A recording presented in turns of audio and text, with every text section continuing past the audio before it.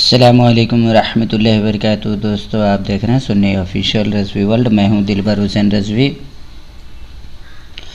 دیوبندی ایسے تو بہت توحید پرست بنتے ہیں، لیکن ان کی کتابوں میں ان سے زیادہ شرکیہ اشعار کسی نے نہیں لکھے، اور ان سے زیادہ پوری دنیا میں کوئی فرقہ شرک نہیں کرتا، کیونکہ یہ اپنے علماءوں کو اولیاء، انبیاء، صحابہ سب سے ہی زیادہ فضیلت دے دیتے ہیں۔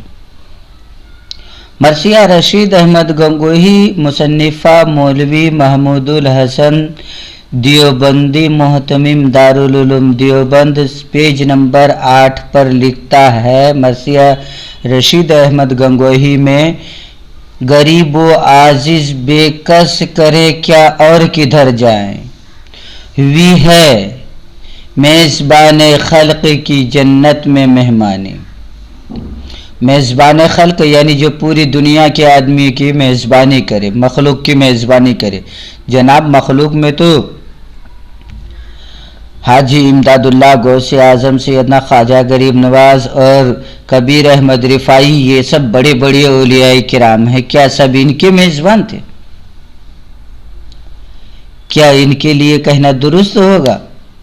اور رسول اللہ صلی اللہ علیہ وسلم کے صحابہ اور تابعین، ائمہ اور محدثین بھی تو کیا کہتے ہیں، مخلوق ہی ہیں، تو تمام مخلوق کے میزبان ہو گیا رشید احمد گنگوہی، کالا کلوٹا ککر۔ دوسرا شرک دیکھیے انہوں نے کیا کیا ہے۔ وہ اپنی کتاب تقویۃ الایمان کے تحت، تقویۃ الایمان میں صاف صاف ہے کہ اللہ کے سوا کسی کو حاجت روا سمجھنا شرک ہے۔ اور یہ دیکھیے یہ اپنی کتاب میں کیا لکھتے ہیں، حوائج دین و دنیا کے کہاں لے جائیں ہم یا رب، حوائج دین و دنیا کے کہاں لے جائیں ہم یا رب، گیا وہ قبلہ حاجات روحانی و جسمانی۔ قبلہ حاجات روحانی تو سمجھ میں آتا ہے، جسمانی قبلہ حاجات کیا ہوتا ہے؟ اس کا مطلب ہے رشید احمد گنگوہی دیوبندیوں کی جسمانی حاجات کو بھی پوری کیا کرتے تھے، اور کیوں نہیں پورے کیا کرتے؟ کیونکہ دیوبندیوں کے اکابرین میں سب سے چھچھورے جو تھے، جسمانی حاجات بھی پوری کیا کرتے اور روحانی حاجات بھی۔ میں تمام دیوبندی اہل حدیث وہابی سے یہ سوال کرنا چاہتا ہوں، کیا یہ شعر پڑھنا غوث اعظم، خواجہ غریب نواز، سیدنا ابو بکر صدیق، سیدنا عمر فاروق، سیدنا مولا علی مشکل کشا، ان تمام کی شان میں درست ہے؟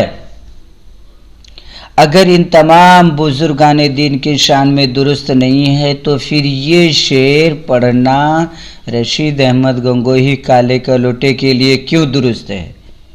کیا غوث اعظم سے، کیا صحابہ کرام سے، کیا محدثین سے، کیا ائمہ مجتہدین سے یہ کمینہ رشید احمد گنگوہی افضل ہے؟ یقینی طور پر افضل نہیں، اور یہ تو کافر ہے۔ لیکن شعر کیا ہے، دوبارہ سن لیجیے، حوائج دین و دنیا کے کہاں لے جائیں ہم یا رب، گیا وہ قبلہ حاجات روحانی و جسمانی۔ روحانی قبلہ حاجات تو سمجھ میں آتا ہے، جسمانی بھی سمجھ میں آ گیا کہ جتنے بھی علماء دیوبند تھے سب کے سب چھچھورے تھے، سب کے سب چھچھورے پن میں رہتے تھے، جسمانی حاجات بھی پوری کیا کرتے تھے۔